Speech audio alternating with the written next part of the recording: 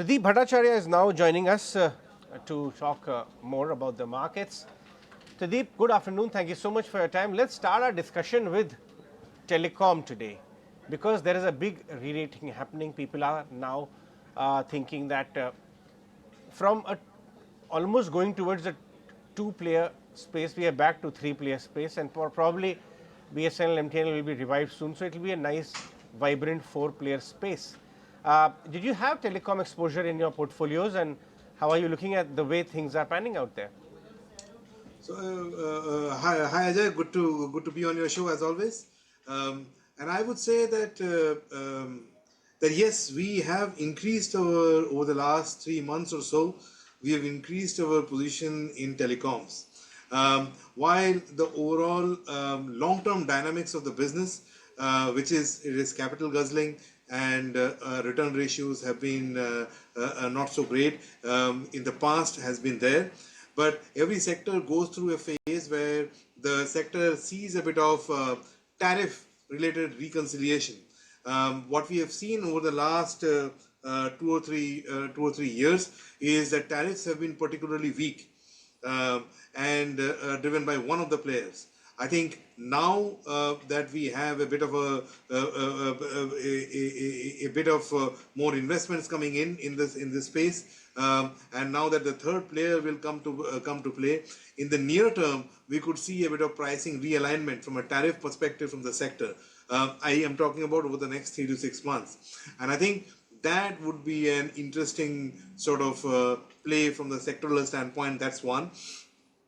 And secondly, of course, while people had completely lost hopes on a particular player in the market, seeing that player revive also kind of revives a bit of interest in the sector. So the second one is stock specific, but the first one being sector specific. The sector specific part is actually what is re-rating the sector today, as in a bit of tariff hike is always good for all the sector players. Trideep, what are your thoughts on the way earnings season is panning out right now? No big negative surprises, but no big wows as well. Have you looked at the details of at least the first phase of numbers so far? Yeah. So I think overall, I would say that from the companies that have reported so far, financial companies have reported their growth numbers. Growth numbers have been in line overall. I think the NIM declines have been slightly lesser so far. We will see as more companies report overall, which is why the markets have been holding on to it. If you look at industrial companies, from manufacturing companies, ordering numbers that have come through, they seem to indicate that the business momentum continues to be robust overall. The consumption numbers have been weak. So I think if you look at the last 2 or 3 quarters, the script of the market has remained by and large in similar lines. And that is what we have seen so far as well, which is why the market is kind of gradually chugging along, given the fact that earnings are still intact. And overall growth rate continues to be broad-based, not just amongst large cap but among mid and small caps, which is why that's kind of keeping the mid and small cap, so to speak, share prices also reasonably buoyant in the near term. Right. Pradeep, what are your thoughts on the way cement space is trading at right now? We saw Adani Cements recently give out a guidance of aiming to reach 125 MT by 28.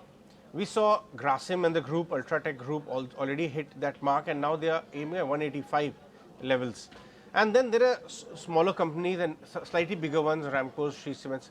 I want to understand that cement sector pricing has not gone up very meaningfully over 10 years now because of overcapacities, etc., stuff like that. How long, when every commodity is getting re-rated, how long can cement trade in the same valuations it used to? Actual cement per bag I'm talking about. And do you think next 5-7 years, the way demand is coming, domestic demand, there could be a case of further re-rating of cement stocks? And what's your call on it? Very nuanced question. So we are broadly across portfolios neutral to marginally overweight cement. And our structural call over the medium term is in sync with what's similar to what you said, which is that overall, if we do see a manufacturing-led buoyancy in the economy, domestic economy, then the cement sector would see a positivity over a period of time. There are some short-term dynamics which are also playing out in the sector, which is worth understanding from taking a view. The first is when Adani announced, or one of the announced their entry into the space, and one of the other kind of, Grasim also kind of talked about their aggression. There was an incumbent expectation that a lot of capacity addition will come through, and that would kind of spoil the dynamics of the sector. But what we have seen so far, a year from that intention that got announced, that people have been a lot more sanguine with regards to capacity addition. On top of that, actually, there is increased case of consolidation within the sector. Consolidation generally leads to better pricing scenario over a period of time. But as and when the event happens, the pricing kind of behaves a little awkwardly, which is where we are right now. So I think on net balance, what I'm saying is, if we look at from a 2 to 3 year perspective, you would see consolidation in the sector. That would mean better pricing from the players, and the demand buoyancy driven by the manufacturing-led growth should mean an augur well for the sector overall. That kind of broadly summarizes how we are positioned in the sector.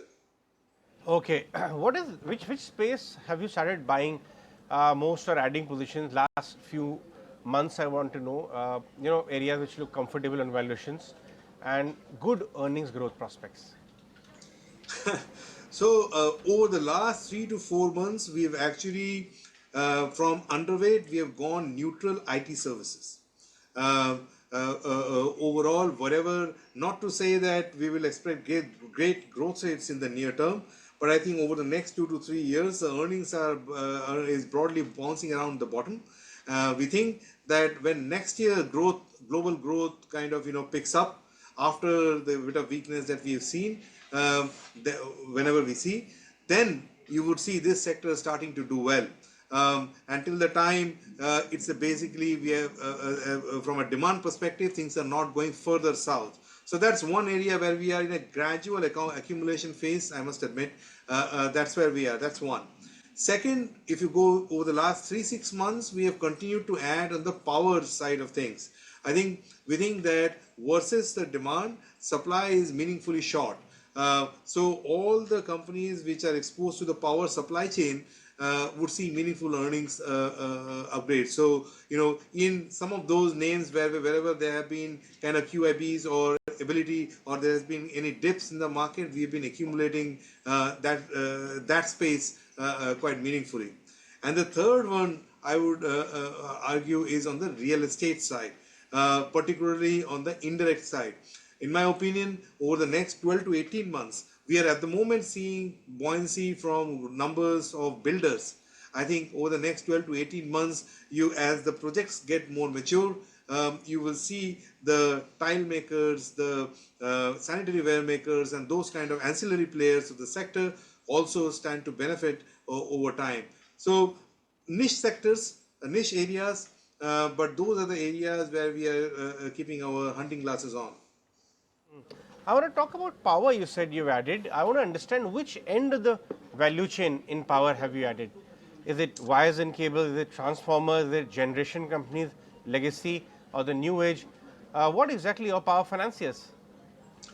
So we started off with the wires and cables, and at the moment we have exposure practically to every end of the supply chain, including power financiers, including power generation, and to a certain extent on the companies which provide nuts and bolts to this space as well. We think that given where supply demand scenario is over the next 2 to 3 years, this demand actually, or this gap is actually going to worsen before it gets better.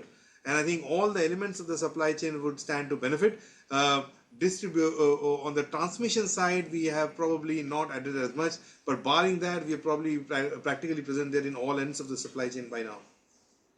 Okay, and even on the real estate side, there is a mixed opinion coming in now that prices have peaked out and volumes may also peak out in the next 6 months, the way huge amount of inventory is coming in the system. Where to your mind, do we stand as far as the realty cycle is concerned? And what would happen to realty stocks in this way? So in my opinion, we are in the middle of a 5 to 7 year upcycle in real estate. In that context, we are somewhere in the middle. If you look at till about 6 months ago, the inventory across all of the country is at 12-year low. Inventory is just about starting to build up. That's the first point that I would make. Second, I would say that I think if you read the manifestos of the incumbent government, assuming that policy continuity happens over the other on the other side of May or June, then we could see a meaningful amount of thrust in this space as well, and that combined with the fact that the sector has gone through almost a 10-year consolidation post RERA and various different debacles that the sector has gone through. If you ask me, I think as evidenced in the recent results of some of the real estate players, you could see this buoyancy play out for longer than otherwise. This is a very India-specific point, Ajay. It's worth noting that in our friendly neighborhood, China, obviously, we have seen Chinese real estate go through its own issues. Likewise, in the United States, we have seen the rate increases having some impact there as well. So this is very bottom-up, homegrown, post-consolidation demand in real estate, which is kind of holding the sector through.